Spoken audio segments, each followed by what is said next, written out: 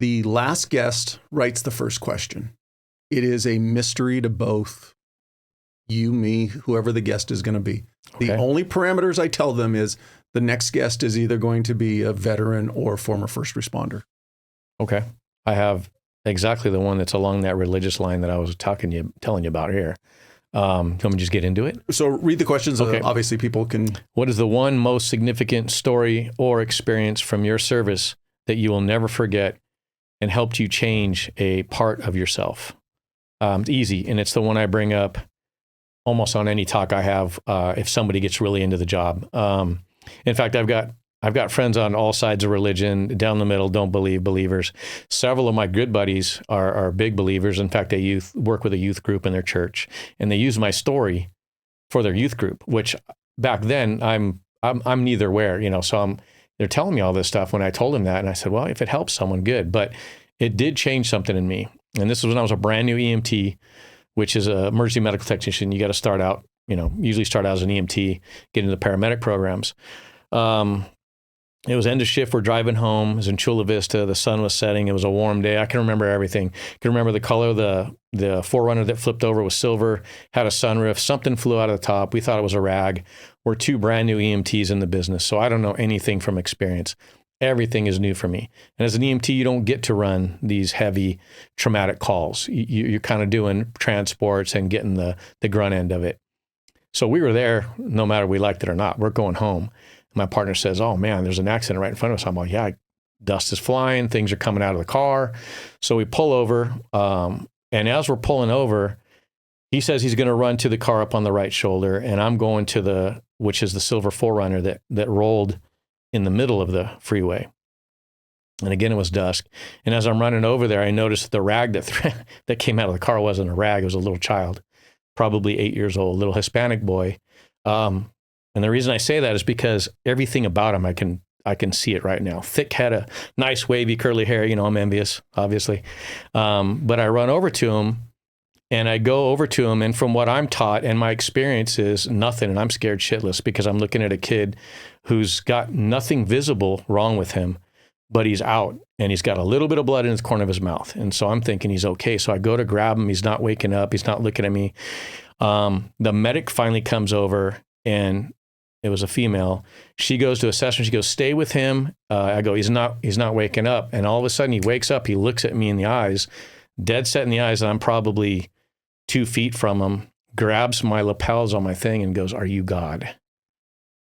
Tripped me out. It still trips me out. So I'm looking at this kid, and all I want to do is help him, and I can't because I'm not a medic. I don't have the gear to help him, and I don't know what to do. I said, I'm not, but we're here to help you. I'm going to do whatever I can. The paramedics are here, and they're going to come get you, and they're going to take you as soon as they can. Looks at me, closes his eyes, and dies. That was it.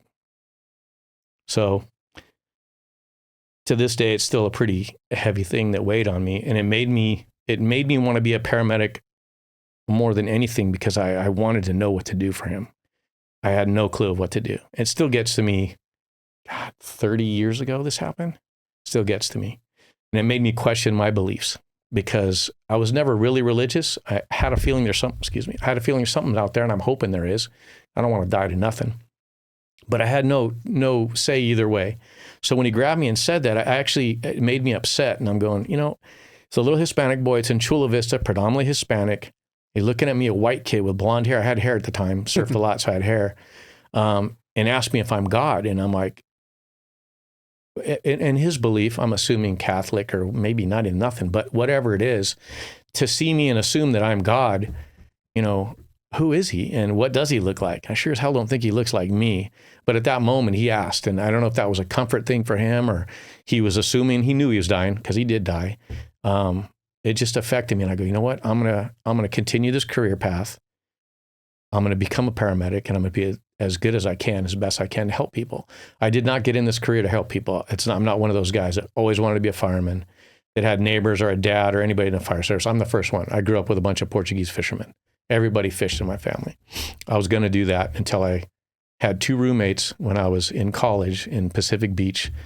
And I noticed every job I had was set up to surf. All I wanted to do was surf. Yet these guys were surfing as much as me, but had new boards and trucks all the time. And I finally asked one of the guys, I go, what do you do, man? You're here as much as I am. I work nights, or I worked at a surf shop in Mission Beach, a local surf shop. And they told me what they did. They were firemen, paramedics. And I'm like, you guys get to surf this much? You have money to buy cars and have new surfboards. I want to check that out. Well, I became roommates with one of them. And as the story goes on, time goes on, I lost jobs. I dropped out of school for surfing. Everything was surfing. Nothing mattered anymore. I played sports. I dropped everything to surf. That's all I wanted to do.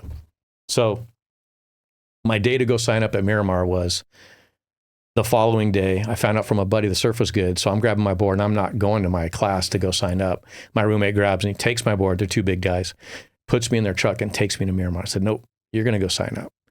And never looked back since then. So, it wasn't pure wanting to help people. But again, if you don't want to help people in this career, you're going to be short in it. Come to love the job, especially firefighting. It's fun. As the guys that firefight know, it's the best part of it. Helping people that really need it. Back then, it was great. Now it's, like 20% of our calls are people that really need 911. So it wears on you after a while. But those are the reasons I got into the game to begin with. And that little boy changed my trajectory from there. I had even signed up for the CHP and was hired and told them no, and wanted to go into the fire service and be a paramedic because I felt so helpless looking at him, who I thought somebody that really needed a paramedic at the time. Because to me, a paramedic, they did everything because of my career. They're the medically trained.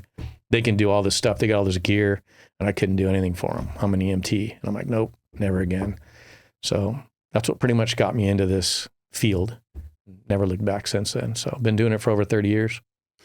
To jump you way ahead to what we're going to get into as the tail end of your career or today, so to speak, the peer support mental health component. Yeah. Can I safely assume that was the first time you had experienced someone pass away? That was the absolute first time. And then many since then, as you can imagine. But as a brand new EMT, it's usually older folks, very older folks going to chemotherapy, going to kidney treatments, whatever it was, dialysis, getting throwdowns from the fire department, a skinned knee, a broken finger, whatever it was. That was the first person that I watched die. And not only that, him grabbing me by the shirt and looking at me and asking me that question, which set me on my pockets. I'm like, whoa. I'm not, but I'm here to help you. And I'm thinking in my head, I ain't helping you. I don't know what the hell to do. And then he dies. And the paramedic goes, she looked at him, pulled his shirt up. And I guess, as a brand new EMT, that's part of your killer survey as a medic and as a good EMT. And I was a brand new one, so I wasn't any good. But you pull their shirts up on any traumas and you look for visible trauma. He was bruised and tore up all over the torso where he must have gotten whipped around by the sunroof and thrown out, which is what we thought was a rag. And so that's what killed him. So it was massive internal injuries. And, the guilt feeling of not being able to do anything, not doing my assessment correctly. But the way it happened just set me on my heels. So from that day, seeing everything and anything in between, as you can imagine, 30 years. And I've been in very busy services. I've been in Chula Vista, South Bay, and now in Oceanside. So these are busy systems. I've seen a lot from cats in the tree, shootings, hangings, you name it. The trauma never bothered me when I was young. The trauma with children never bothered me when I was young too much, other than that because of the questions and the significant scenario of it. But as I got older and had children, it bothered me. Kid stuff bothered me. And you start becoming mortal. And I started seeing some of my friends that were reacting to some of these calls. Some could take it, some couldn't. And back then I was hard as nails, just telling them, listen, you signed up for this. This is our job. This can happen again the next call. You're going to be able to handle this. And that was my way of dealing with these guys. Just kind of going, okay, I'm going to put it to them hard and straight because it's the facts. It's the way it is. Well, learning as you go through to be someone to help decompress this, there's other ways to do it. I still use that part of me to do it because I've done it with me. Hey, you signed up for this career. This is what you're going to see and do. Are you going to be able to do it? Yeah, absolutely. I've been doing it for 33 years. So I asked them, young guy, you're in your 20s. You're going to be able to handle this and do this again because tomorrow it's going to be something worse. The next day it'll be worse. So that part of it, I've always been good talking to the young guys, keeping it straight. So I was recommended to the program to get to go in and get trained to do this because I had a good rapport with most of the guys. So I did it. It was great. Taught me a whole bunch of more ways. I still hit them hard with it sometimes, but there's other ways to do it to soften it up a little bit, I guess you can say. And that's how I got into that. And then as my career is starting to sunset on my career, honestly, it's still not the trauma. You know what bothers me, and I think I told you this over the phone, and I've mentioned it to a couple of the old timers, is going into someone's house now, walking down their hallway to their bedroom, and guys and gals that are on the job, you can understand what I'm talking about, and looking at pictures on the walls in the hallways. Oh, wow, it's a good-looking lady, it's a fit-looking guy, and you get into the room, and it's this pile of bones who is either crapped, puked, or is dying of an MI or something, in bed, invalid, and we got to do everything for him and get him out of there going, I'm going to be there someday. I'm going to turn around and guys that are doing my job are going to be there for me someday. And that reality is now the one that hits me the most, is like, I'm racing towards that end, and am I going to be that way? So that's a big part of why I got into it as well, because some of the older guys are now, that's funny you said that. The stuff still doesn't bother me, the blood and gore. It's mortality of us. And then, you get older and guys on the job start to die, get cancer, fall off that way. So it was just a progression for me that I enjoy doing now, kind of giving back to the guys. For me, it helps me as well kind of deal with my stuff. So I like it. Well, the reason why I asked if that was the first time you'd experienced someone pass away on you, because as you just said, with enough laps around the sun, you start, I don't know if you zoom out more or if you zoom in more on the picture, but at that moment, your world was very small and you were able to compartmentalize it. Mm-hmm. I've got to deal with this. And you've passed that on to other young firefighters. Hey, you've got to deal with this. That, unfortunately, is the catch-22 of these careers. Because, yes, we have improved, and we do need to work on the trauma that comes from doing these jobs. Seeing a young boy die in your arms like that. Most of society will never experience anything like that. Yeah, absolutely. It eats at you. Whether or not you realize it or not, it has an impact on you. And so I guess where I'm going with this is, now that you're 30 plus years into this, you've got the experience of peer support. What would you do differently? Maybe not necessarily for you, but what would you recommend for that young man or young woman who's experienced that as their first experience? Wow. I going along in my career, I don't know too many people that have experienced exactly that. Just fortunately, I get to do it and see that. And I think that's why it bugs me to this day so much still, is the question you asked me, because I always grapple with religion, whether I'm going to, praise God or just a non-believer. I'm confused with it still, and it surprises me too to see military guys. I have a couple friends that were special forces. 2 of them are very religious. 2 of them are not at all. And how they find religion and what they see, because we see the same thing. It's different, and I had him put it to me like this: it's 30 years of water on a rock. Whereas we go out on a mission, we get into a firefight, it doesn't last that long. You're under that stress. We go back to base. We're fairly protected. You go to sleep knowing at any second you can go see that call again. So, I put myself 30 years down the line, and what would I say to that little boy now? I still don't know. That's what bugs me the most about it. That's why I kind of get broken up about it when I talk about it, is because it affected me so much. I think what I would tell my younger self and the people that are starting out is, I still tell them the same thing. I would still tell me, you're signing up for this. This is what you chose for a career. You're either going to do it good or you're not. And you're either going to do it or you're going to get out. Don't play around with it, because you are going to see a bunch of crap that nobody gets to see. You're going to put yourself in positions that nobody will ever put themselves in. To us, it's fun. Jumping in a fire is fun. A firefight to me, hell no, I'd be scared shitless. I didn't want to do that. I wouldn't want to do that. And they tell me the opposite. Hell no, I wouldn't go into a fire. And well, okay, cool. So we picked the right careers for each other. The trauma from my job is the buildup of all this stuff. I still compartmentalize it. Nothing really bothers me anymore other than the old folks going down there. So I'd say, choose yourself a good outlet. You have to have a good outlet. And the biggest problem I had is taking this shit home. I would take Not necessarily the trauma of the see what I'd see home, but being burned out, the endless homeless calls, back after back after back, the same dude with the same issue that doesn't need to go, but they know they can get a ride by saying certain things. And nowadays, hell, you don't even know who's videoing you. If they're not audio taping you, you're being watched somewhere by some camera, ring camera, police surveillance, whatever it is. So you can't set people straight like in the old days. They're going to the hospital and you run on that. So that burnout part of it is a tough one to deal with, more than the trauma to me.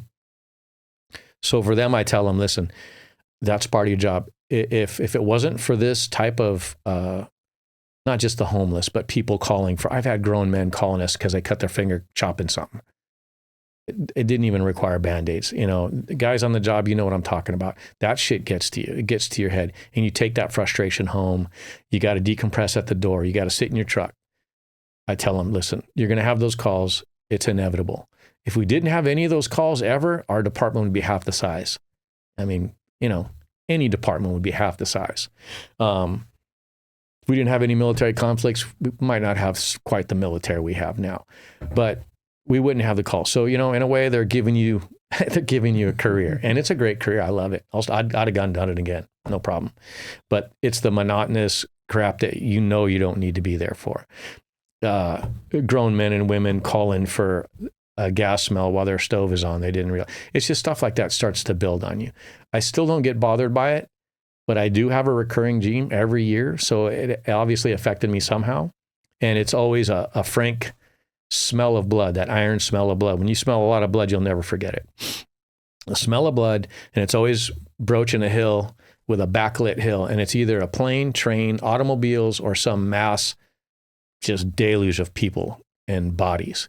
And I wake up immediately, and I'll have that once or twice a year. So something has bothered me down the line somewhere, whether it's still compartmentalized. Hey, that's good because that's what I need to do to get by. Something affected me somewhere down the line, but it's going to happen to you on a desk job too. You're going to sit there, your body's going to go to shit sitting at a desk, your back, something's going to happen. So we all have our dues to pay in our jobs, but find a way to decrease that stress. To me, the only thing that counted was going home to my family, making them feel like crap because I brought my shit home. Hey, I run a crew now. I'm a captain. Now I've been a captain for 15 years. So I'm used to having guys that know what they're doing. I don't have to really tell them what to do. And when I do, we tell them what to do and they usually do it. And if you don't, get the hell out of here. You're in a service job. You have a job to do. You know what to do. I can't treat my family that way. Life is life for young kids. They're growing through life. Unfortunately, a lot of us end up treating our families that way. Almost all of us do. And that's the biggest thing I would that I do try now to get through to my young guys is this: leave your shit in your truck or at your job. Don't take it into the house. Don't go in and look around because you ain't got a clean firehouse. And the young firefighters who are now your children are supposed to be cleaning toilets, mopping floors, making sure gear's ready, all that stuff. They're not trained like that. They're just kids. So when you go in and you treat them like a crew, it doesn't work. It drives your wife batshit. She doesn't want you coming home. You get frustrated and angry when you come home. Nothing is done right. Shit, the trash ain't even taken out right sometimes for me. You know what I mean? Clean floor, but ain't clean enough like I like it. So that's the stuff I would really try to curtail from these new guys and teach them on your day when you're off that morning. If you had a bad shift, go run, go work out, go decompress, go jump in a cold plunge now. Everybody's doing cold plunges, go roll jujitsu, do whatever you like to do. Try and get that done and leave that stuff at work. Because inevitably we all take it home. Cops, military, I know does, because my buddies are doing the same shit. And fire especially, because it's 30 years, that water on the rock. And every day I go to work, when I was a young fireman, I was expected to do those jobs, and I did them. And if they weren't done right, you'd hear about it. That's a fire service. You can go in and you can kill a fire. If you trip on your axe, if you make one mistake, doesn't matter if that thing goes out and you save 10 puppies and 2 kids, the guys are going to bust your balls for it, for tripping on your axe. It doesn't matter. And that's what I love about this job. But you don't take the frustrations of the job home. It's the biggest problem we have, I think, in the fire service. It causes divorce, a lot of divorce, as you know, in police force and us and military guys. You guys know what I'm talking about. You take that stuff home and you have expectations on your kids who are not trained with what you did not go through an academy, and shouldn't have to put up with your shit when you come home. Just shouldn't have to. That's your baggage. That's your bad. deal with it before you take it home. And you have to consciously think about that, because it's so easy to come home. I've come home before I started getting a handle on this, and it was later in life, unfortunately. And I'd sit there and start talking to the kids and the wife, and I'd almost third person, like jump back from my own body and watch myself talking and getting pissed at stuff, going, what are you doing, bro? It's not that bad. Stop. And I can't stop. Pissed. I'm just laying it down. This isn't done. Why is the dog shit still there? What, all that stuff. And I'm looking at myself, almost third person out of body experience, going, you got to stop. You're being the biggest jerk. You got to stop. Your kids are getting bummed out, and finally I'll snap, and then the sorries come out, and that shit only lasts so long. You can't. Sorry's bullshit. It's you're sorry you did it, but you're gonna do it again. And I did it again and again and again, and finally, I talked to a good buddy of mine who's retiring from Orange County, and he's developing a program doing the same thing. Everybody's got the same ideas, but he's trying to get it on podcasts as well, and how to deal with that. And it's simple. You don't have to read these self-help books. There's only so many ways to work out. There's only so many ways to do all this self-help stuff. What is the grind? It's not just a routine, but the decision we make to wake up, give everything we've got, then find a way to go further. Grind, spelled GRND, is more than a brand. It's a movement, an emotion we all feel connected to as we work daily to pursue our goals and support each other. Founded by a former Army Ranger, Grind Activewear has a clear mission: to give 100% and then some more, in sport, fitness, and in life. Functional, high-quality performance wear that's rooted in American culture, because you demand gear that outworks the rest. Whether you're on the field, in the gym, or building your own lane, Grind is for those who refuse to settle. Go check out thegrindcollective.com and tap into something bigger than clothing. And while you're there, use the promo code TRANSITION15 to get 15% off your purchase. You're likely already on the grind. Maybe you just don't realize it yet, but the grind continues. You just have to stop, decompress however you can, and tell yourself, give yourself a mantra: don't take it home. Don't take it home. It's not that bad at home. It's not the fire service. It's not the firehouse. These guys aren't your firefighters.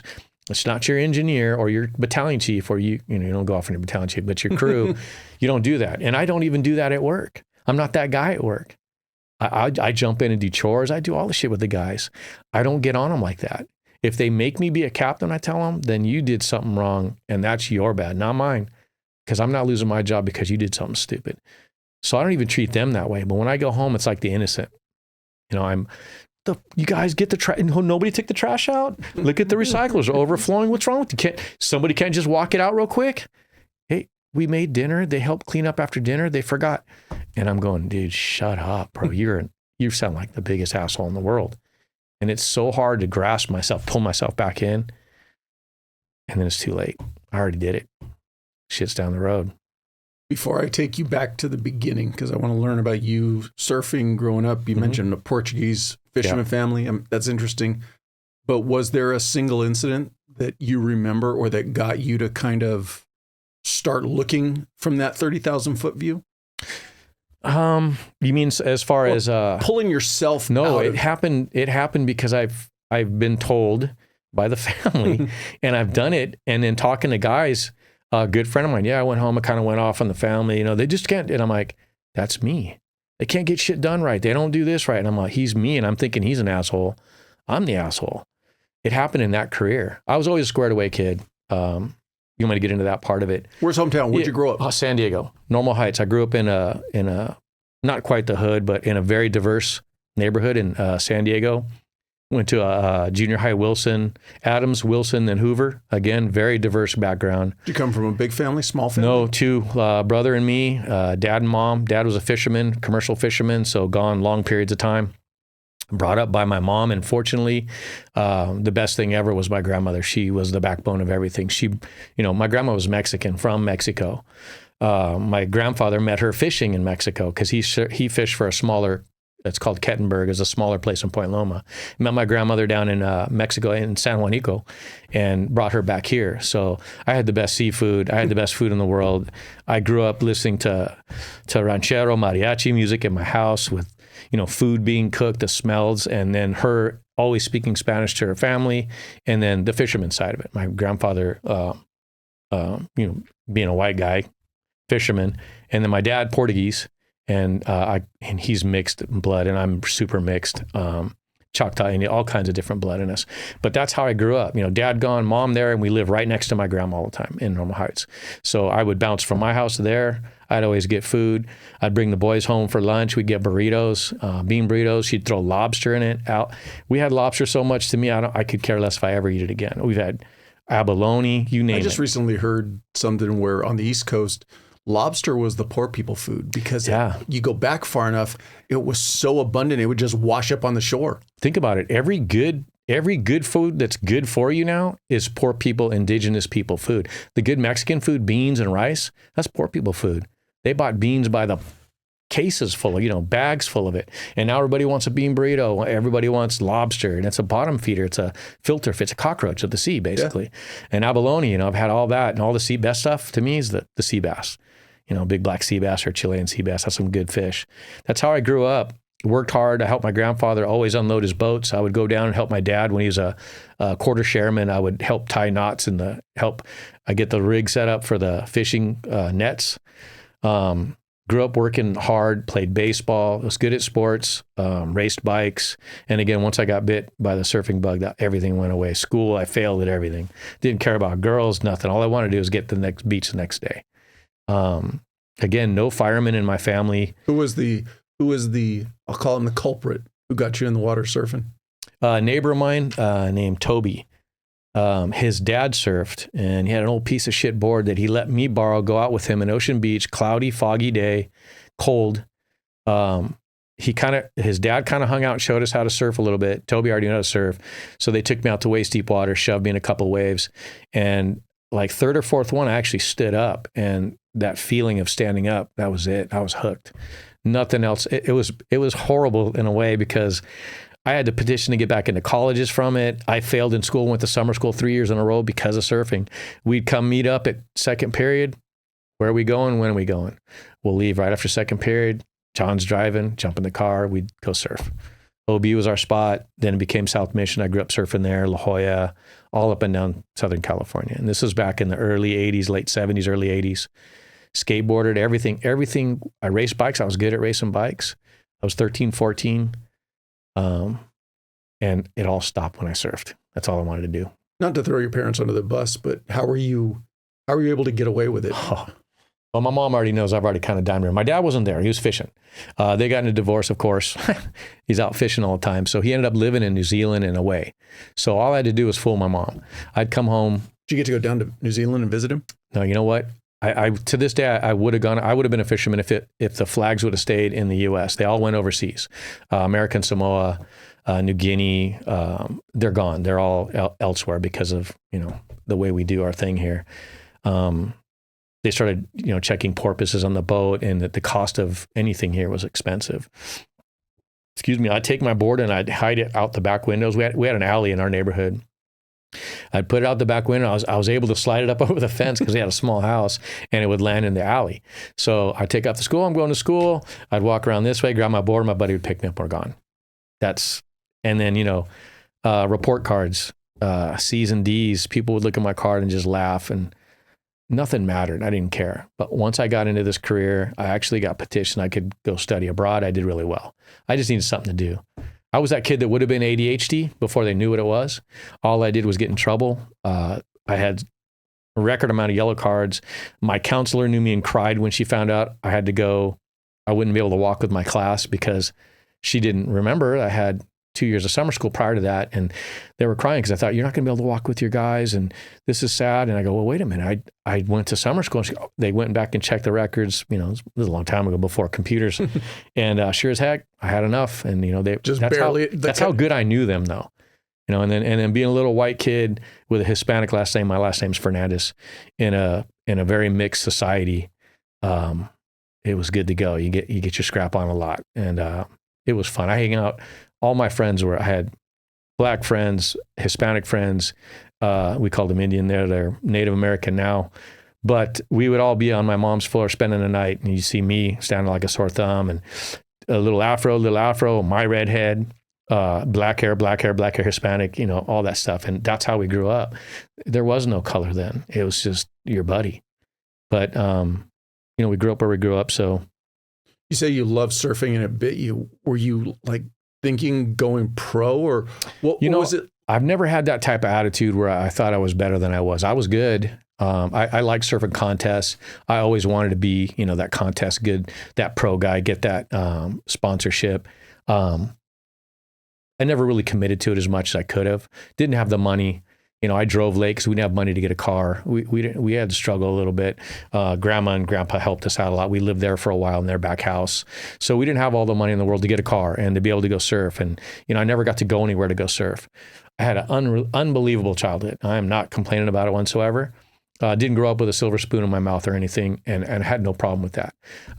My friends that did go places with it were naturally better than me and or had that family backing where, the parents were up every weekend and taking them and they would fly them here, wherever it was. And awesome for them. I never felt like I lacked anything. Definitely didn't feel like that. But no, it's just, I love doing it. I wanted to get that next wave. So what was your motivation for adult life coming out of high school? Having to do something, figure it out. Cause how many kids, the thing now is soccer. How many of your kids, you're paying billions of dollars for your kids to go to these soccer camps. All my buddies at work, my kid's great at soccer. Well, they're not that good. If they get a scholarship, be stoked, but they're not, most of them aren't. So I had to do something. It wasn't going to be surfing. My soapbox is, I think the travel sports aspect has ruined kids. It wasn't around when I was a kid. No, you were a kid. You just played rec ball. Ruined you played ASO or And if there rec was balls, I was the extra rec ball and then league ball. Yep. And if there was a random travel aspect, that was like the really, really good kids. Yeah, we had that guy in our neighborhood. Shout out Eddie Williams. He made it. He made it to the big leagues, and he was that guy all along, though. Nobody touched him in baseball, and there were guys surfing. There were that guy. He was that guy, and they made it. You know who they are, and it's definitely not all of us. So I go, okay, what am I going to do? Be a dentist? Am I going to go? I can't go fishing with Dad because he's gone, and the industry is just not here. What am I going to do? I'm going and working in anything that would support me going surfing. That's what I'm doing. I remember I worked at Nordstrom's in the cafe.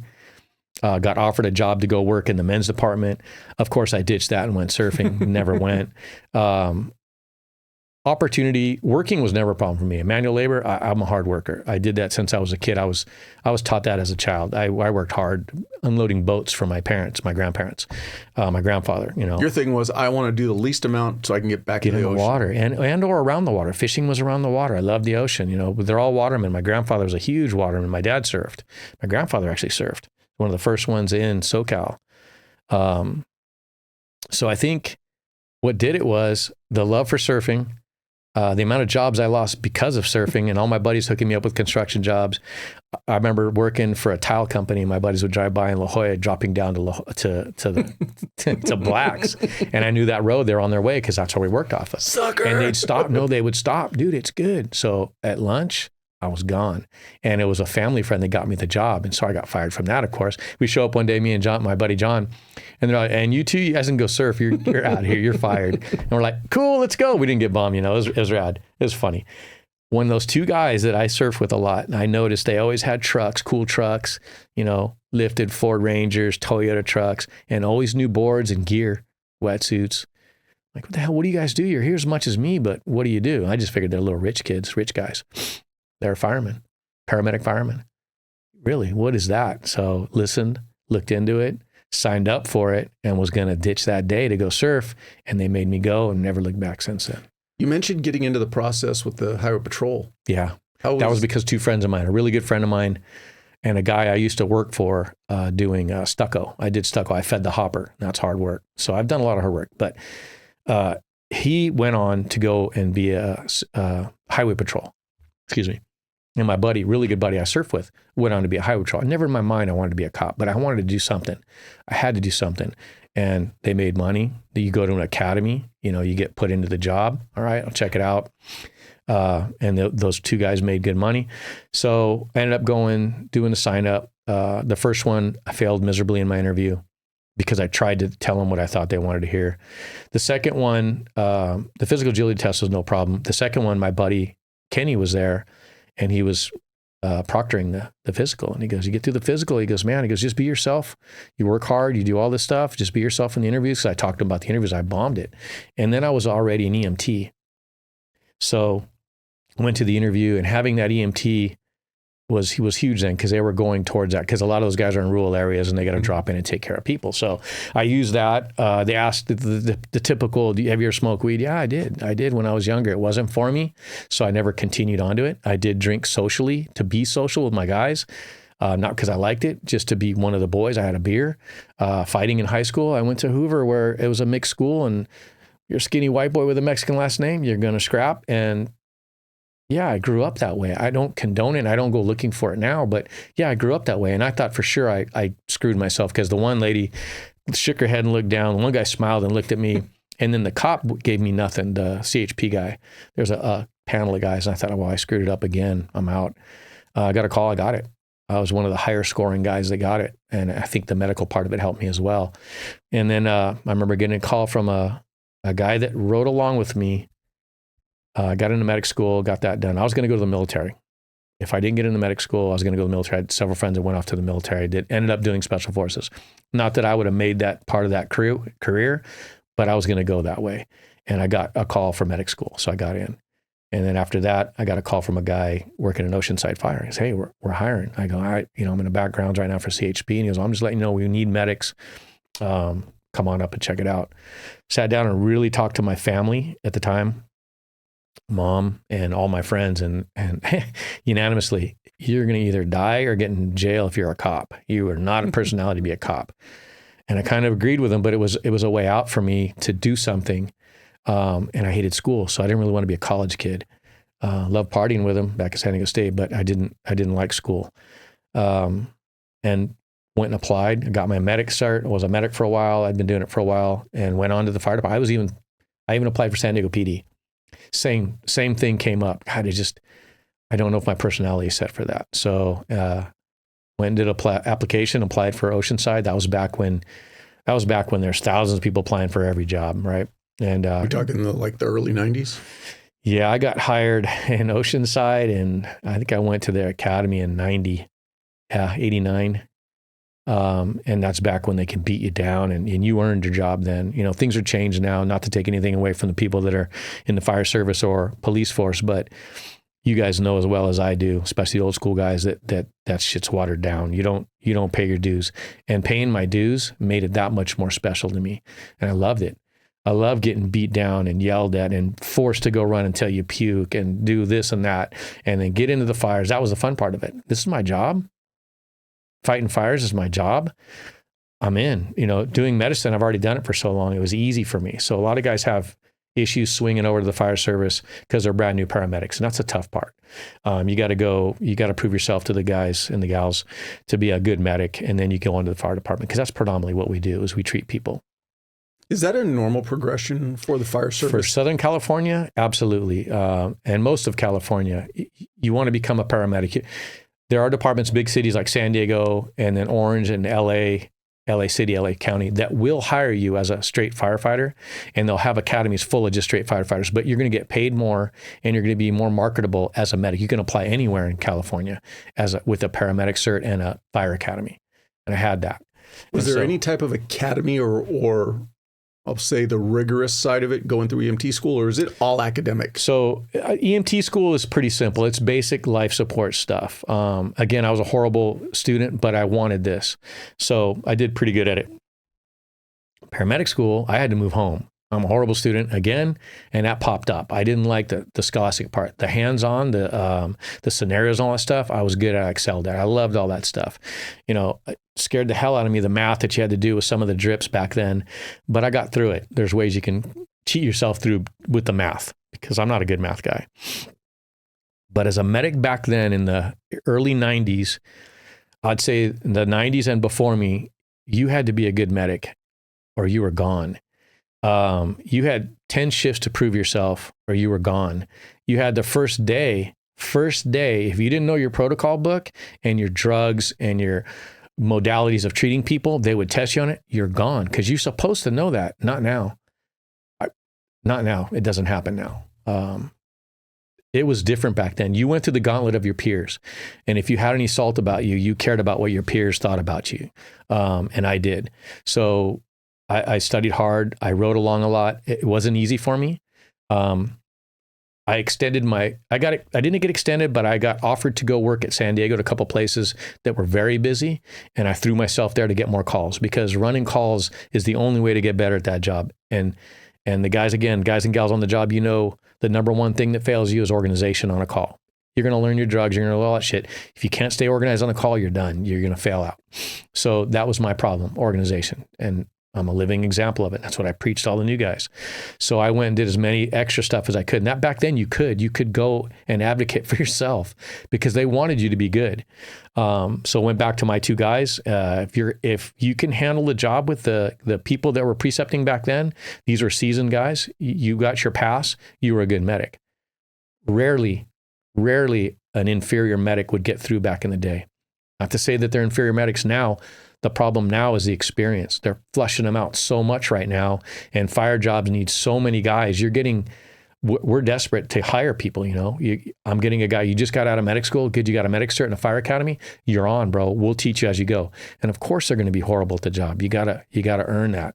And then you got to have the seasoned guys that work with you. Well, now we got all brand new guys working with brand new guys. So it's nothing against the people. The people haven't changed. It's just the situation. But back then, the gauntlet, as far as like academy for medic school, you had to perform anything you messed up on, radio reports, any call, you would get hammered for it. And if it was just joshing you, like kind of sticking it to you, is fine. But if you screwed up and you're gone. Nowadays, you get more chances because they need the bodies. How long between becoming an EMT and first day of the fire academy? So I was an EMT, did that for a couple of years. You had to get into paramedic school. I got into Southwestern Paramedic School in 89, I think it was. Went through medic school. Again, it wasn't easy. I made it through, muddled through my scholastic abilities. Got a job right away when I got through medic school, because I got a job with the same company that I worked for as an EMT and had a good relationship with everybody there. Me and my partner did, and that was Hartson's back in the day. And you're a single role paramedic, but that was all that was out there. I'm still looking around. Again, fire wasn't quite in there. These guys were medic firemen, so I figured the first step I had to be a medic. And then I started getting burned out being a medic. You're doing it so much, and I was in a real busy area down in Chula Vista. I worked in Imperial Beach, San Ysidro, and Chula Vista. That was a National City, and that was my area of work. And so you got the hammer put to you. You're not sleeping. You're young. It doesn't matter. But then you start going, there's got to be more to it than this. And that's when I applied for San Diego PD. Because I'm done. I don't want to do this. I'm getting into arguments and almost getting into fights with family members over bullshit calls. You're calling it out, and you're not supposed to do that. I've had captains kept thinking, hey, you got to chill out. I'm burnt, man. I got to get out of here. I got to get out. And that's when Joe Ward, a guy named Joe, shout out to Joe, Oceanside, calls me up. Hey, we're hiring firemen. I go, hey, that's a different avenue. Everybody tells me don't be a cop because you're not going to do good at it. Mentally wise, I wouldn't do good. I don't know how I'd react to everything, but I said, screw it. I'm going to go check it out. Never looked back. We had a gnarly, hard academy. Number one academy in Oceanside. They put it to us. They didn't really want 18 people there. They had free reign to. What was the normal class size? In academies at our department, you're looking at from 10 to 18, 15 in between. Bigger academies that are squared up, like San Diego, that have had a professional academy at the time, a whole administrative part of the department is dedicated to an academy. Whereas these guys, this was the first really big hiring of that many people they did. And it was kind of the old school way, hey, they're going to earn this. They're going to earn it. And I'm telling you, we earned it. We had guys from the military in our academy that said boot camp was nothing like that. And they would go to the safe place and complain to the one admin chief, hey, it's a safe place. You can tell me what you want. That son of a bitch would go and tell the crew, and they would put it to us even harder the next day. Hey, so-and-so complained. And we'd be like, the hell, are you kidding me? And they would put it to us again. And I remember rolling an ankle over, and my buddy thought he goes, it went all the way over. You need to stop. And so I'm pulling over. And ironically, my one roommate worked for Oceanside. He was part of that academy. And I remember him telling me before I started, hey, is it a live-in academy? No, you go home. he goes, listen, I'm going to be on the cadre at the academy. I'm going to be the asshole. And he goes, I can't, you're my roommate, my buddy, but I can't treat any favor. No problem. Well, I had zero clue of how much of an asshole he's going to be. And I warned you. yeah. So, and you get in there, day one, they hammering you. Rolled my ankle going to a class. And I remember him rolling by and another going by, and talking shit because I rolled my ankle. We had people getting hurt to get out of some of the drills, and you knew who they were. And we still know who they were to this day. I didn't want to be that guy. So I'm like, my ankle's, it's done. It's got back up on my boot. And I'm like, you know what? When I get mad, I get pissed off. I can go. So I looked at my old roommate looking at me like faking it or whatever. And my other buddy going, dude, you need to sit down. I saw your ankle. I go, screw them. We're going to go. So we made it all the way to the hill. We ended up beating the crews. And I remember them kind of giving me the, hey, cool. And I'm like, fuck you guys. Excuse my language. This is bullshit. And I go, I am not quitting it, and I'm going to stick this right back in you. So I remember having them take me over to their little clubhouse, teach me how to make coffee, because that's what you do as a fireman. You make coffee in the morning, new guy. They teach me how to make coffee. Okay. They called me Nando. My last name is Fernandes. Nando, come over here. Let me check out your ankle. It was already swollen up and black.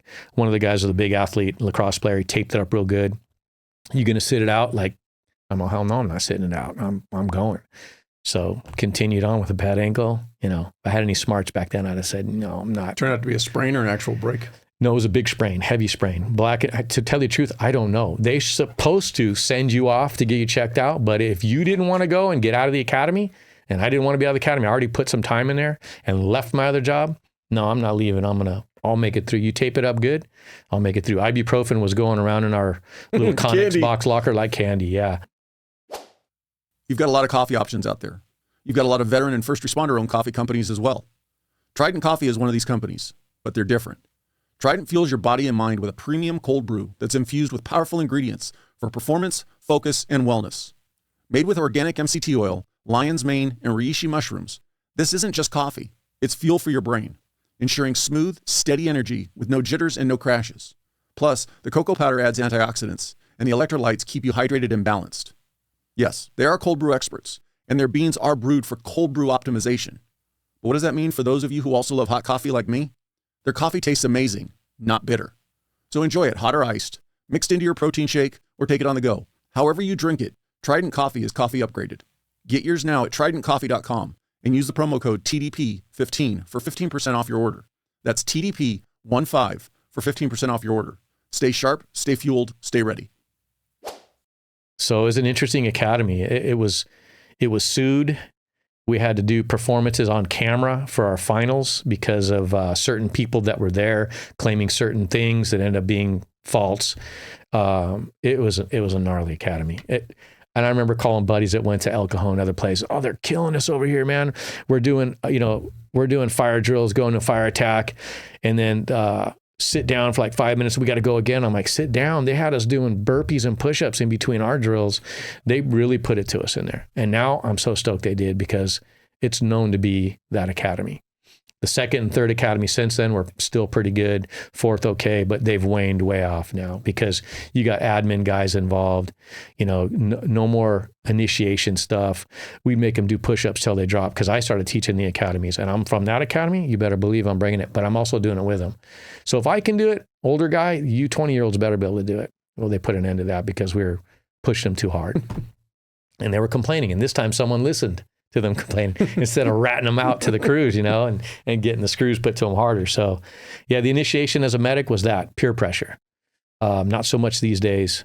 You got people using excuses of why they failed, and suing to get their, because now you're paying to go to colleges to go to paramedic school. Well, you're paying now. You have to get me through it.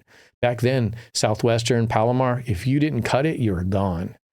You were gone. You ain't suing nobody. And that was never even a thing back then. So you'd go back and reapply. And you know what? Some of those guys are better medics for it.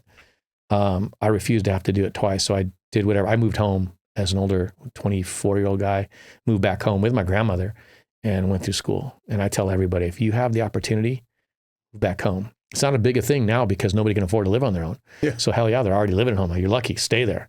But for me back then, you wanted out when you're a young man. I moved to the beach, surfed every day, right? And I moved back home to get through it because I wanted it. Once you got into it, whether it be even at the EMT level, paramedic level, fire level, how did you strike that balance with committing to work, but still getting out there and surfing?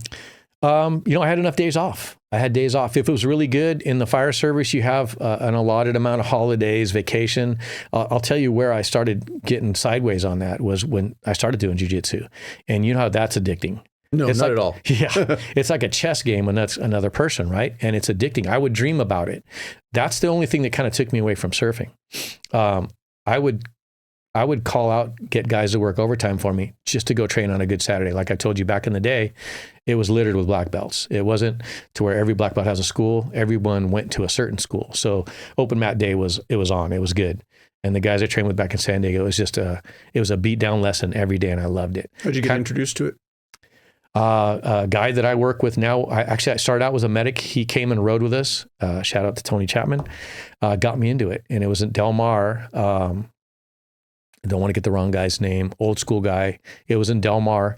He had me come down and roll with him, and I got my ass whooped up by everybody. And I thought, man, and I'm strong. This is great. These guys are 40 pounds lighter than me, and they're flinging me, sweeping me everywhere. I love it. Got into it with him, got out of it to get back in the academies and get all that stuff done. I remember selling I had a nice 72 Ford Bronco just to get through all the schools, medic school stuff, and then picked up again and was hooked. And this again was early 90s. And this was in San Diego at Fabio Santos' school, back when everybody was there. Everybody literally was there.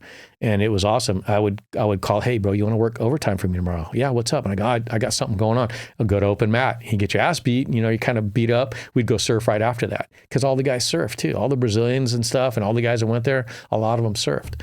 So yeah, that's how I dealt with it.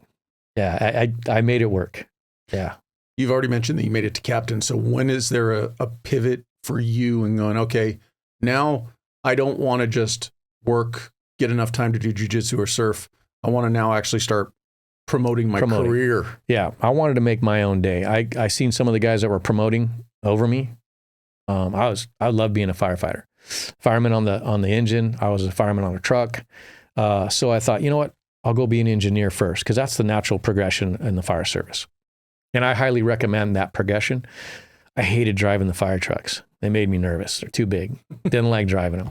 Didn't like being stuck at the panel while that guy, is going into the fire. Captain's going in with him usually. So my heart really wasn't in it. I studied. The engineer I ended up having, one of my favorite engineers, was one of the guys that failed me in my engineer's test. I'd starting to lower a ladder to a parapet, and back then you wanted to keep it off. It wasn't supposed to hit. And per them, I lowered it too far to where if a guy climbed up, it would have hit the parapet. They failed me, and it was a relief. I'm like, all right, cool, I'm out. And back then I was really good with some of the admin guys, the chiefs, and they'd come up from my academy. And they were running the show now. And they're like, hey, we don't want you as an engineer anyway. We need you to lead an department. So start studying. So that motivated me. They wanted me to do this. I'll do it. I never thought of myself doing that. Because again, I was that worker guy. I love working. I love getting after it. I like, give me an order, give me a task, and I'm going to go do it. Now, giving the shots, calling the shots, I could do that, but I'm going to do it like this guy does it. And a little bit of this guy, I'm going to lead from the front. I'm going to work with my guys. Yeah, I'll give it a shot. And then I started seeing some of the guys that are promoting. Like I said, there's no way in hell I wanted to work for these guys, some of them. That unfortunately is the motivator. Yeah. The military side of the house, I don't think really understands how the first responder community works, because you can literally do your career at I'll call it a bottom level, but a lower level, and just do your whole 20 or 30, and nobody will ever, you're not going to get dinged for it. It's not going to be like a negative on your evaluation. But all of a sudden, you get enough years under your belt, and you're like, wait a minute, that guy's going to promote, that girl's going to promote. I'm not going to work for them. No, exactly. It's a huge motivator. And right now, my last engineer, that's what he's motivated by. We've got a lot of guys. I'm going to be leaving pretty soon. A bunch of guys have left. We're opening up another battalion, so there'll be more chiefs. So it'll be a lot of spots. And these guys are starting to look around at some of the guys we have, and they're like, I don't want to work for these guys. And I'll tell you what, I think... I've been asked and told, hey, apply for a battalion chief spot. Why are you not doing it? Nothing against it. We've got some really good battalion chiefs, but I didn't want to be an admin. Didn't want to be an admin guy. There's anything wrong with it. I'm not an admin guy. Captain is perfect for me. I'm still part of the crew. I still get busy on jobs when we get them, because I'm that guy. I'm not going to sit back and point. We're getting in there. I have to sit back for the most part to make sure things are going okay. My whole thing is my guys are good. My guys are good over, and this might not go well with a lot of people, that my guys are good and happy and well over policy and everything else. I'll deal with it. Unless it's egregious, then you're the idiot again. You know the job. But if it's something minor and then mad guys come after you, I'm going to protect my guys, because you guys were us once. You remember how it is. Give us a little break. Well, if the guy's got a continual problem, if he's smart, he'll claim he's got a problem with some substance and go get help. If he's an idiot, well, he deserves to be bounced. And I probably wouldn't have him working with me anyways. And he would know that right off the bat. So I love that spot. I love being a captain. I like mentoring all the young guys and new guys, gals. I say guys because Oceanside has no firefighter females. And to be honest with you, I don't know why the females will stay in North County when you can get paid so much more going to Orange County, LA City, or LA County. The money's up there, but I get it. I stayed down here. I like the smaller departments. Our size is great. I work around fantastic fire departments. All the ones around Oceanside are awesome. They do great jobs. But I like that position of captain, because you can form your own day to the most part. I'm more democratic. I'll ask the guys what they want to do. You want to go run to the beach? You want to work out before we shop? I'm not hard set on my ways, as long as the things get done and the jobs get done. Jobs meaning the jobs we get called for. So captain is my spot. I like it. Been there for a while. And you're at just about the tail end, or just about to step out. Yeah, you're 33 years. Yeah. How long have you been a captain? Been a captain since 2009. 14 years? 14, 15 years, going on 15 years.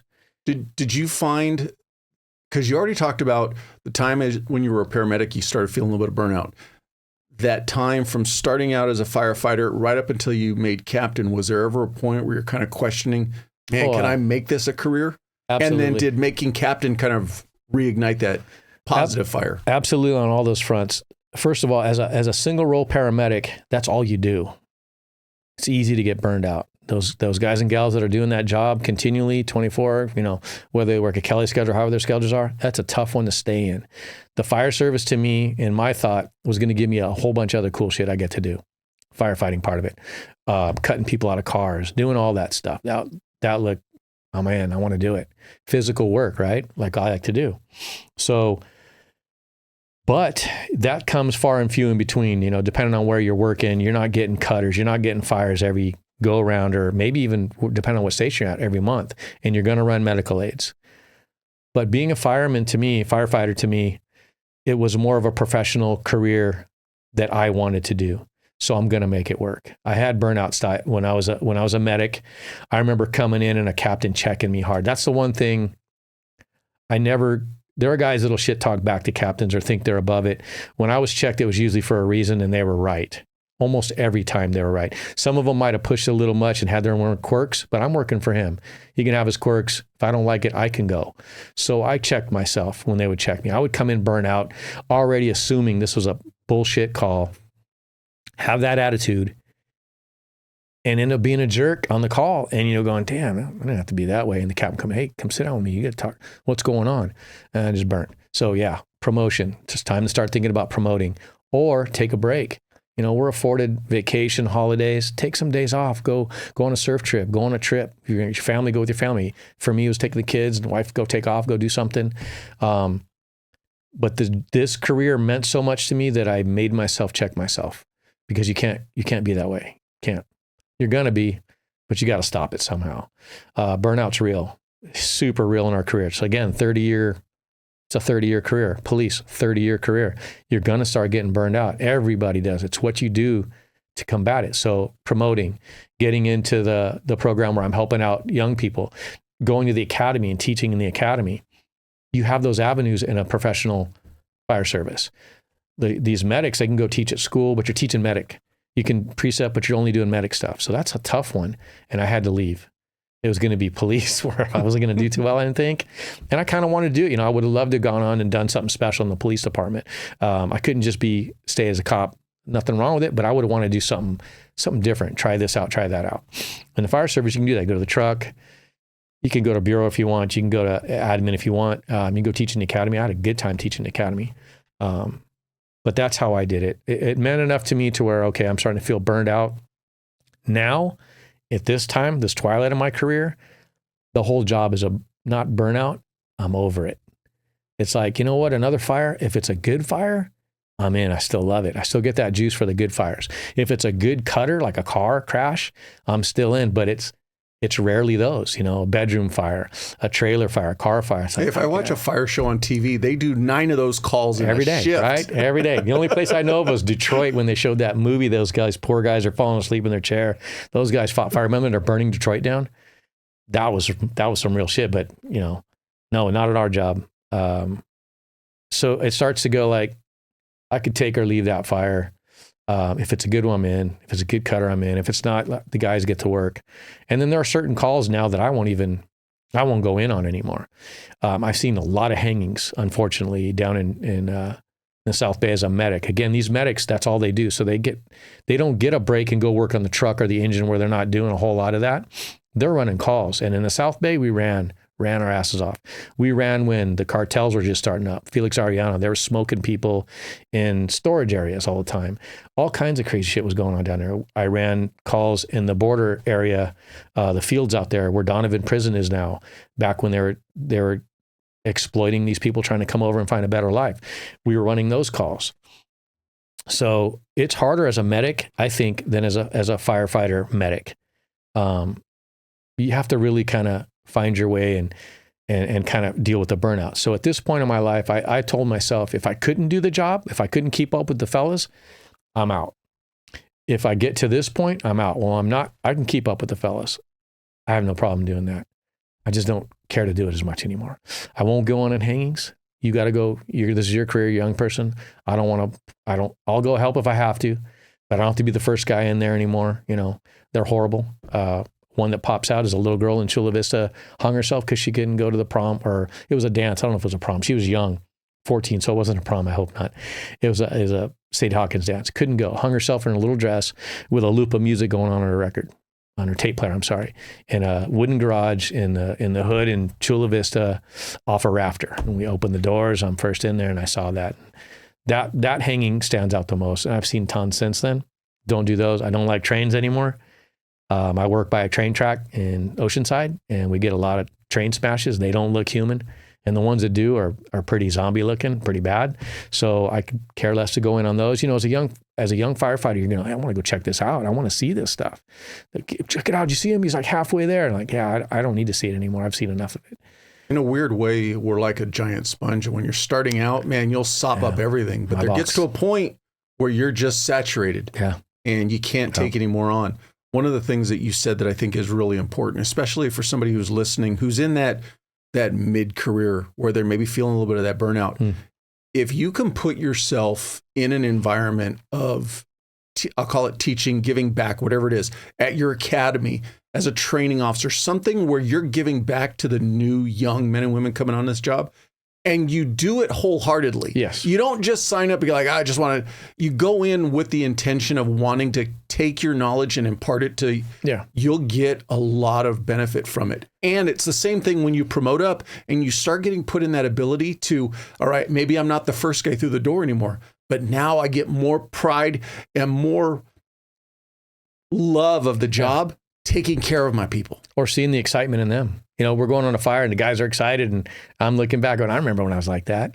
Absolutely. Fire service is a tipping point, I think, in it. When you're a young man, you think you're the shit. You're a fireman, I never once, and I don't know too many guys I don't know any guys personally, and if I do, I hope they hide it, think you're a hero. As you're a police officer, that's bullshit. If you start thinking that, get out of this career.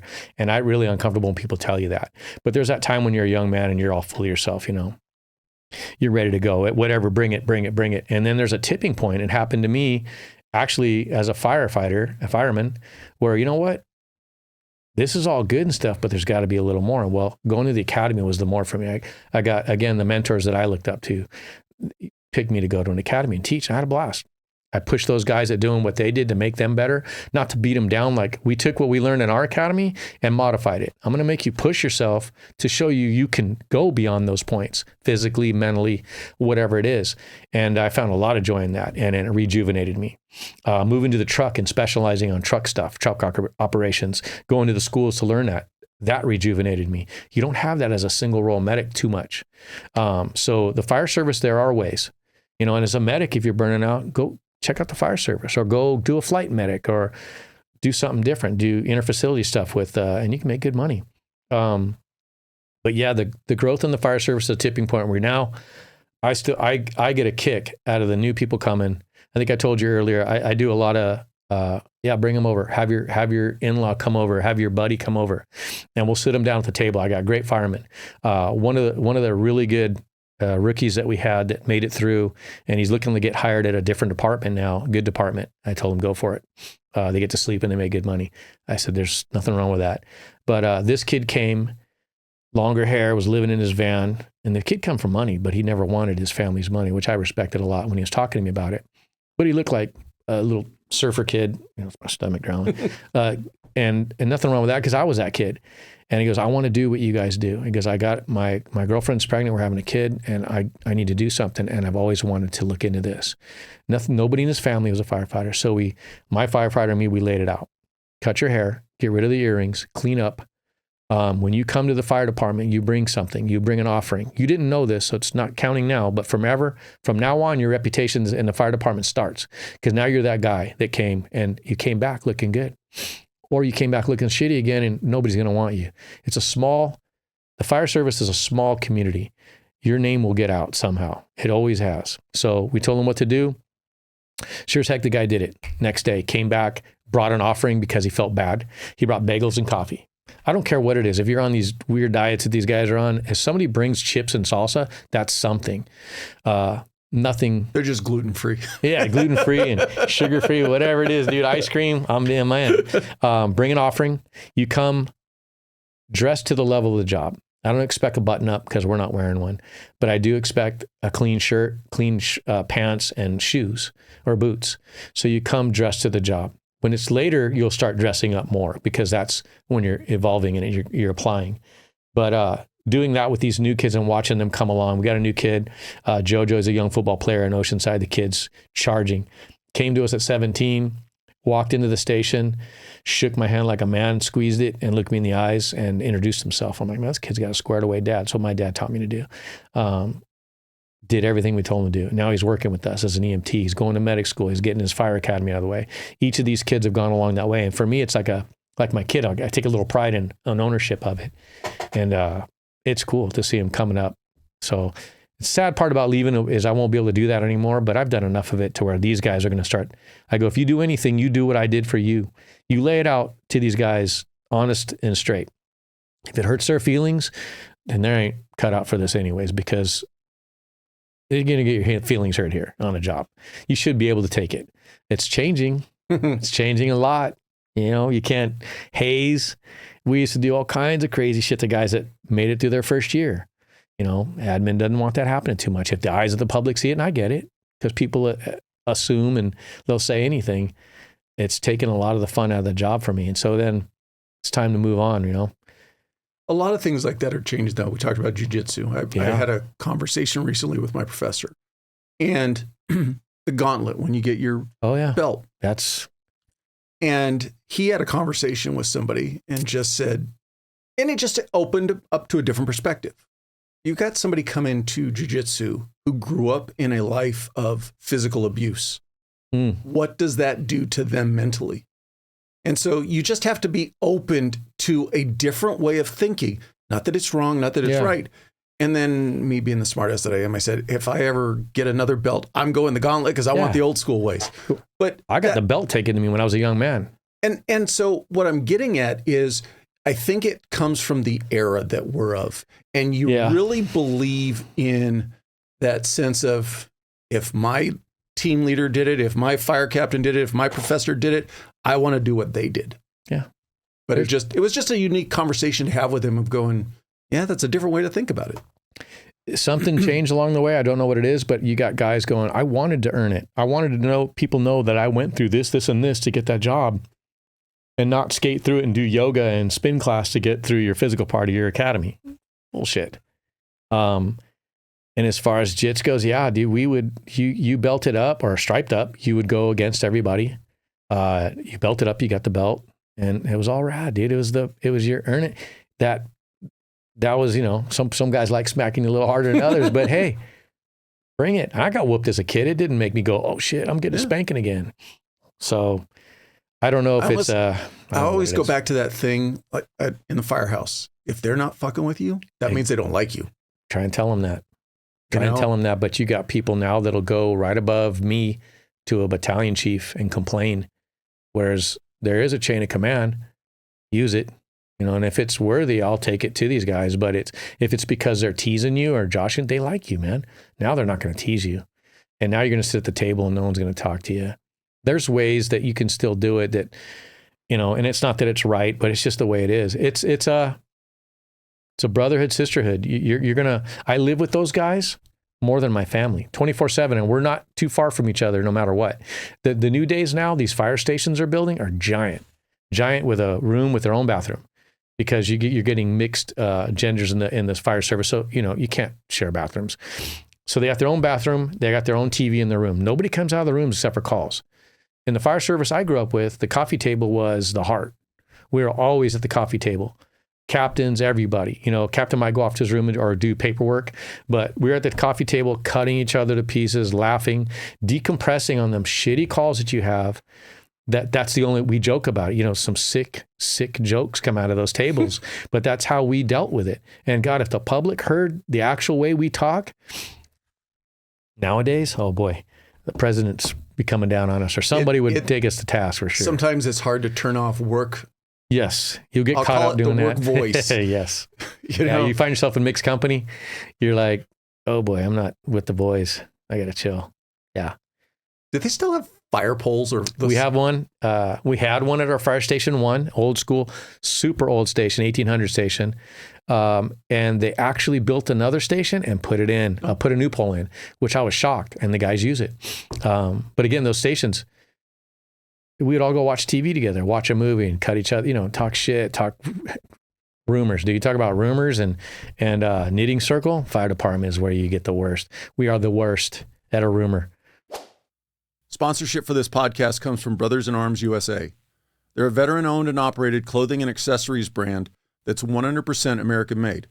Every piece tells a story of brotherhood, respect, discipline, and honor. Deeply inspired by those who serve, those who have served, and those who have paid the ultimate price serving our great country. Whether you're an outdoor enthusiast, a proud patriot, or simply somebody who values high-quality American craftsmanship, they've got something for you.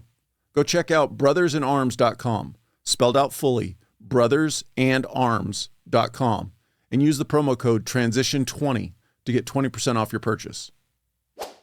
The reason why I asked about the fire pole, because I was, on my dad's side of the family, New York firefighters, generational. And I remember as a kid going to the firehouse and stuff, but I was even just thinking about any movie or TV show recently, there's no connection to the fire pole, sliding down the fire pole, and fire service anymore. 2-story, and in New York, obviously to save real estate, they had to go up. Yeah. So they did it with fire stations as well, and that's the quickest way down to because time counts, right? Especially back over there where they had the place burning up, and it still does to this day. Time is heart tissue, and time is burn square footage. You got to get to it. Best way to put out fire is put out the fire. All the science and all the bullshit you're learning is fine, but you get in there and put it out. So I think the pole, these new sprawled out fire stations that they're building, they're all for whatever reason. Yeah. No, this is a 2-story as well, the one with the pole, but they're sprawling them out. We have a station 7 that's a big sprawled out station, single story. No pole, of course, single story. But everybody, it's like the lights go on, the roaches go to the room. Our crew hung out in the day room. We watched TV together. We ate together. But as time goes on, more and more generations, as the newer people come up, they got their computers, their phones, they go in and do their extra things on the side, their TikToking and all. I didn't grow up with that stuff, so I still don't really do it. I'll do Facebook here and there, but that's not my thing. So that takes a lot of time up. I see it in my kids. So these are kids, they're 20 years old. they're off doing that. So there is no as much cohesion. You're not learning from the mistakes I made because you're not listening to the stories at the table anymore. You learned everything at the table. You learned how to size a house up, how to tell when the guy was full of shit or not. I mean, it's different. It is different, and it's my time to leave. You know, and more and more recently, I've been noticing that. And last week, I saw an ambulance go by, and it was one of our ALS ambulances. So I should have known the guys, or I should have known. I didn't know who they were. I'm like, shit, it's time to go. They had fresh haircuts, so I might not have been able to tell. My eyesight's not as good anymore. But I looked at my kid, and I go, it's time for me to leave. She goes, what do you mean? I go, the fire department. I didn't know who those two guys were in the rig. She goes, so what? And I go, no, so what? I knew everybody in my department. You know, we're 100 plus, 130 guys. I knew everybody. And that's how many academies are coming up now and people. So you mentioned, obviously, the love of surfing. Work in Oceanside, were you able to, or do they have any type of ocean rescue that you were able to do? So recently we just started, we enveloped the lifeguards, Oceanside lifeguards. They got an ass-kicking lifeguard department over there. Those guys are awesome. They're good. We just put them under the fold of us, which will help them retirement stuff later on down the line. Kind of a progressive thing. So we just started a rescue boat program where we'll have a firefighter go work there. Right now it's a firefighter, and it's, you know, to qualify, these guys are swimming like the lifeguards, which to me is a little more than they should have to. And I'm saying that because I would have loved to have done it, and I don't swim good, but you got to swim real well. And we had that large pier fire, and, you know, they came in handy there. We got a huge harbor there. So they're Johnny on the spot for calls in there. So yeah, we just enveloped that and started using a fireman on the boat with the crews. So they're working hand in hand with lifeguards. And now in turn, my engineer now, his daughter's is a lifeguard over there in Oceanside, and they don't do as much medical as we do. Well, now they're getting more folded in. So we're now going back and training them with some of the basic stuffs, and they're all EMTs, and a lot of them want to become paramedics and firefighters. So we're kind of going back and training them on stuff that they don't get to do a lot. And in turn, you know, we got to get a can is the floating device for the lifeguards on our engine, because we're right there by the beach. And if it's a call down by my station, someone's drowning, or it's off the pier, we're not supposed to jump off the pier. I don't know anybody on my crew that's not going to jump. If someone's looking at me and drowning, we're jumping. And better to have a can or a board or something. But if they don't, somebody's jumping. I'm not watching somebody drown. Right. You can get me in trouble later, do whatever you want, and I don't care. I'm not going to watch somebody. I don't think most of us would on the job. So that's so the cross training is awesome, and that's another avenue for the burnout. You know, these guys are on a boat. They're out there driving around the boat. Sunny day, nice. So that'll become a job soon, though. I mean, they'll be like, on the boat again? It's hot out there. It's sunny. Yeah. Let's turn the corner to what I think is really important, the peer support, the mental health component. What was the catalyst to get you into that? I just thought it was time. I'd been doing it anyways. I'm that guy that would call on our guys that are out hurt. Hey, dude, you good? You all good? Everything's good? Yeah, thanks for calling. You know, one of our guys' wife had some issues with health, and I called just to check on him. And he goes, you know what? You and one other guy are the only people that called me. Our union is really good at that. They'll call and stuff like that. But on the floor, you know, the dudes, the people that are on the cruise. And so that kind of stuck to me. And I went, what? It's that simple to make a phone call. And this guy was, he's pissed. I don't blame him. Nobody called me. And, you know, I had 2 kids that were born very preemie, and I got a few calls. Well, I'm going to make sure I'm one of those guys calling now. So you're out on a knee, I'm going to give you a call. What's up? Every once in a while.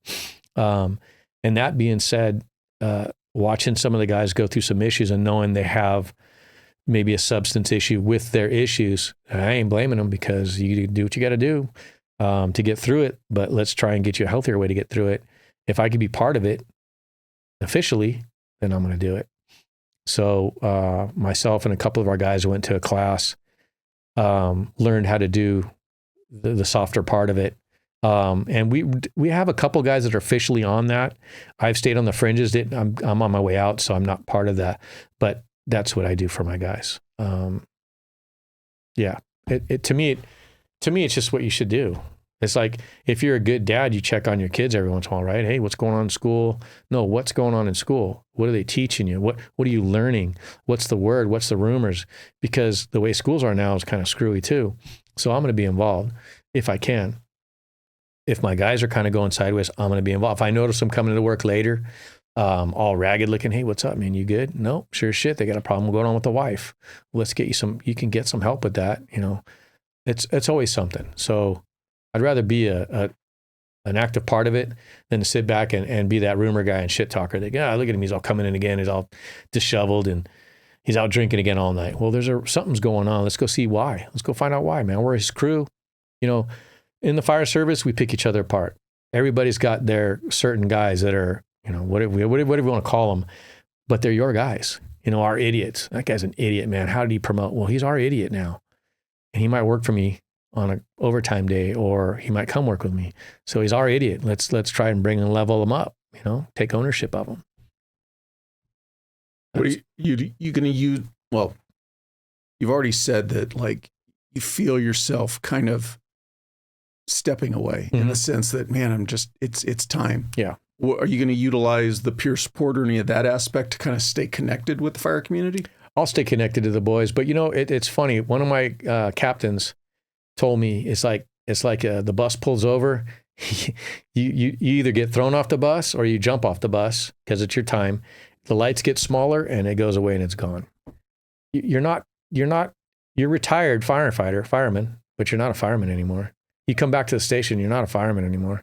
I don't care how long you've been doing it. Some of our baddest dudes that have been so involved in the department, they know because they're not idiots. I know I'm not an idiot. I've been involved. I've been an active firefighter. I'm a charger. I go after it. I'll get after it and mix it up with anybody in our job. But when I'm gone, I know I'm gone. I'm not going to drop into the stations all the time. Not that I'm going to bother them and not that they bother me. I just don't want to be that guy. If I'm invited, I'll come by every once. I'll see the guys I grew up with. But eventually you're going to fade away. You're not going to know anybody. I had old timers coming by and not knowing anybody but me in the station. I don't know any of your guys, bro. Well, you've been gone for a while. It's a whole new crew. I'm starting not to know some of them. So there's a time where I was one. It was a good job as a career.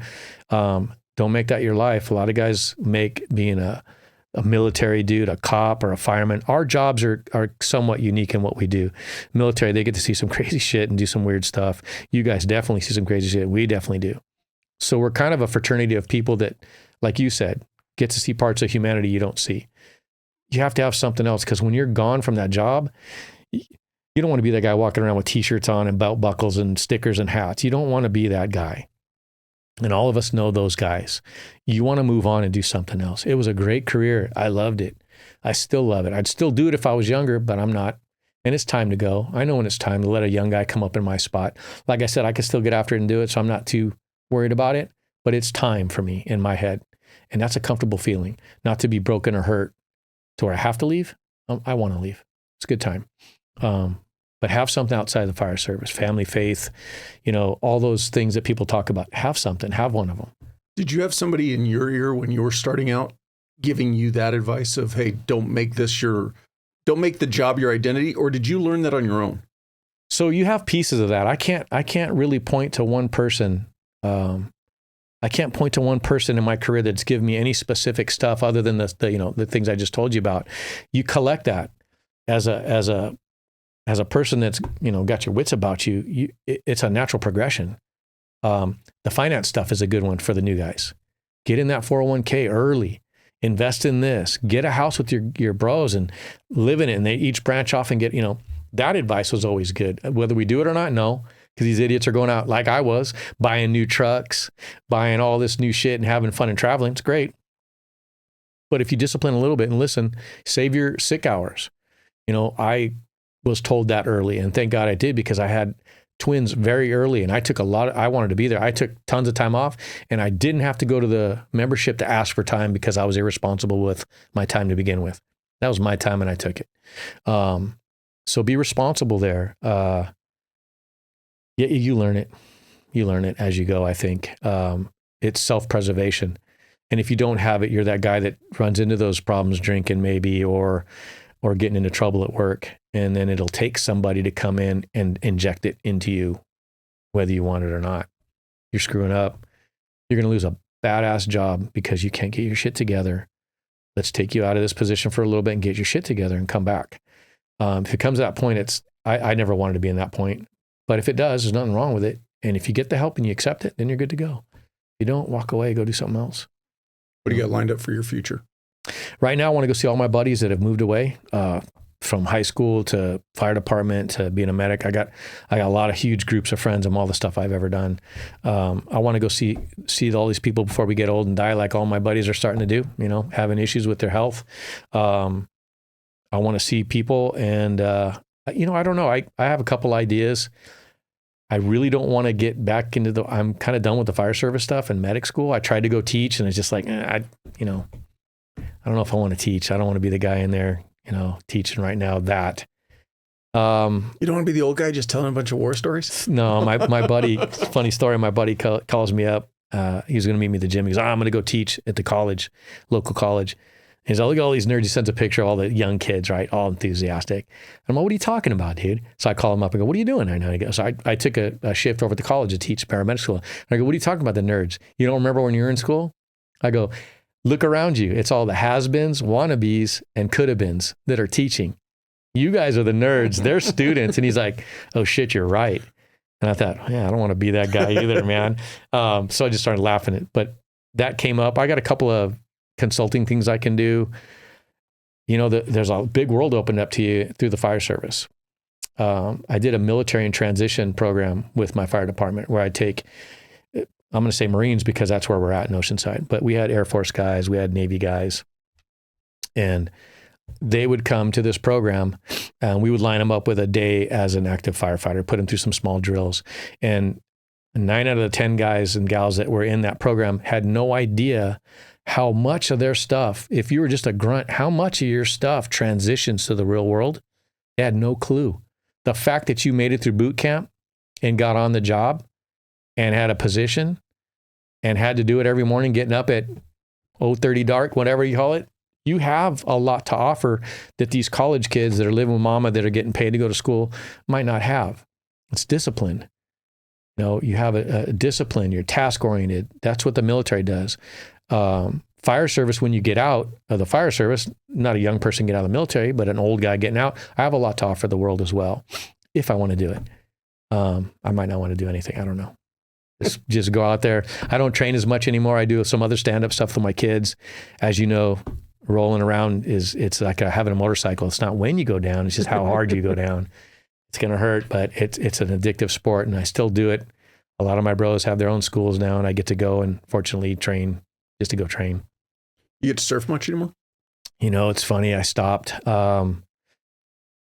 starting to roll. I got into it so much, got hurt, kind of got out of it. And in California and, you know, not living in a tropical area, it's easier to just go, I'll go later. I'll go tomorrow. I'll go the next day, next week.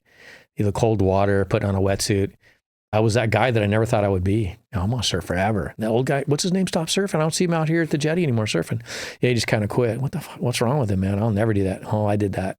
So recently my buddies are surfing still and they're trying to whip me back in. I'll go out every once in a while. Last time I went out, I pulled a hamstring. I felt like an idiot. I was praying to whoever got him, just drown me right now. Just drown me. I don't want to go on the beach and hobble in. Just drown me and take me. I was ashamed. You don't, I guess for me, not surfing, I did a little bit when I was younger, but nothing, but hearing surfing and pulling a hamstring doesn't usually, doesn't seem it's like it's not supposed to, but when you're old and then you got to hike because it's summer and you had to park way over here, the walk of shame, of my own shame. They didn't know what happened to me. You know, I got up late on a wave. I was trying to pop to get down in the wave. And when I popped it, my hamstring snapped, and I'd done legs. I started working out a lot again. And I'm like, you idiot, man. And I'm rolling around trying to grab my board, trying to kick with my feet to get back up. And I can't kick with my right leg. And I'm going, just drown me and take me. This is what I deserve for not surfing. And going in there and being a meathead and working out all the time now. I got to get back into the other sports. And so that's where I'm at right now. Any last pieces of advice, especially focused towards the fire service? Fire service. Know what you want to do. If you want to get into this career, do it. It's been a wonderful career. You're not going to be wealthy. You're not going to be poor. You're going to be able to raise a family. And if you're smart, you'll do pretty well later on in life. You find yourself getting burned out, switch it up and talk to somebody. Don't hold it in. Cops hold it in. Not all of them. smart ones are talking about it now. It's becoming cooler now because you watch podcasts a lot, obviously, with the podcast. I watch Sean Ryan and all this stuff, and he has the tip of the spear guys, and they're all coming out with all the shit they're dealing with. You know, I'm sitting in the front of my truck with a pistol in my mouth, and you're like, holy shit. And these guys are real deal guys.